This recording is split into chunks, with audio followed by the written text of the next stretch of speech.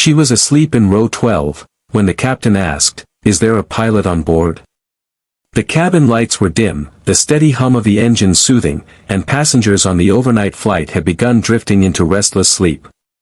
In row 12, a young woman leaned against the window, her hood pulled low, earbuds in, the world shut out.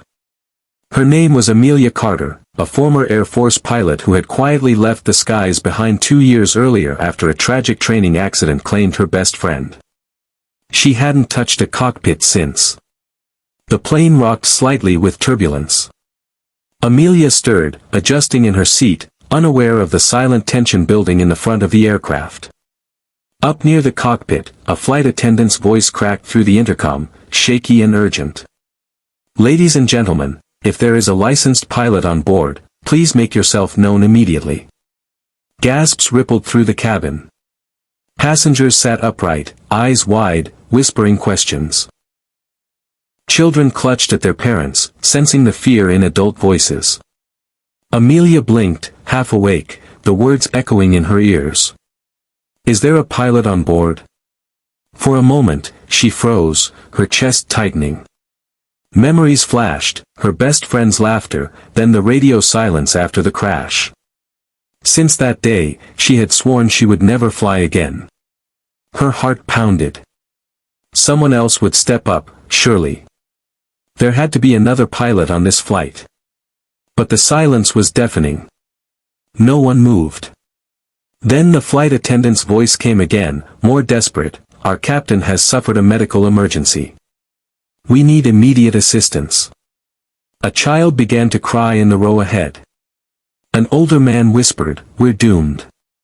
Amelia felt her body tense. She looked down at her trembling hands, remembering the steady grip they once had on a control stick. Her training hadn't vanished. The knowledge was still in her, muscle memory, instinct, discipline. And then she saw the little boy across the aisle. His wide brown eyes met hers, filled with fear, clinging to his mother's sleeve. That look broke something inside her. She couldn't stay hidden anymore.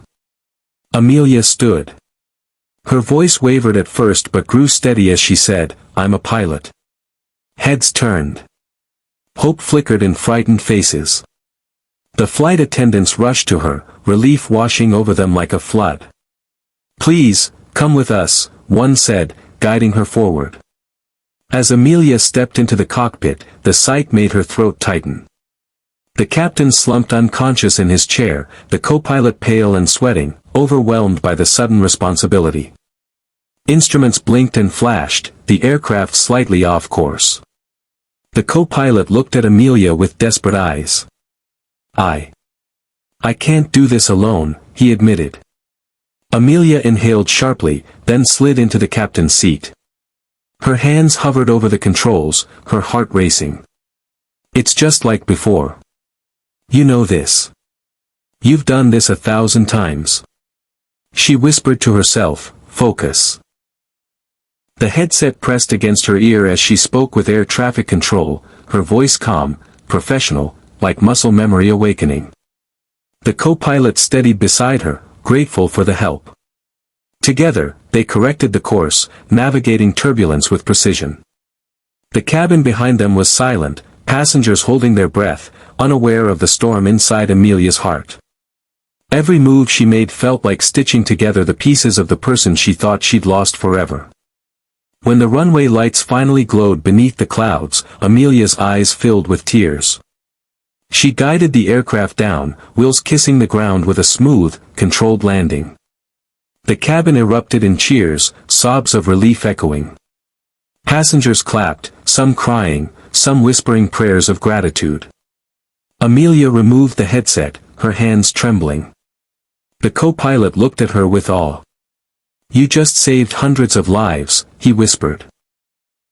As Amelia stepped out into the cabin, the little boy across the aisle smiled at her through his tears and said softly, "You're our hero." The words pierced her heart, not with pain this time, but with healing. For the first time in years, she felt her friend's presence not as a shadow, but as a guiding light.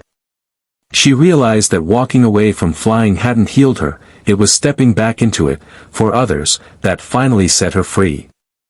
Later, as paramedics tended to the captain and passengers filed off, many stopped to thank her, some holding her hands, others simply nodding with tears in their eyes.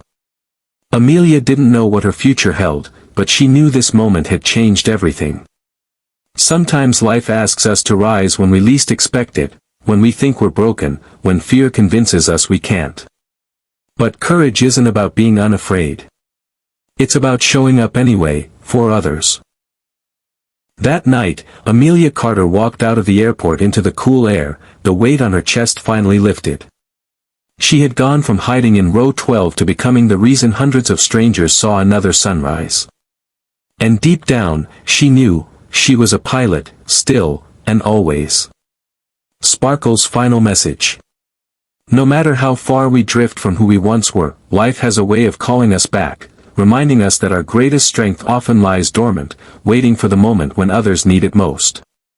Courage isn't about never falling. It's about rising, again and again, for the sake of others.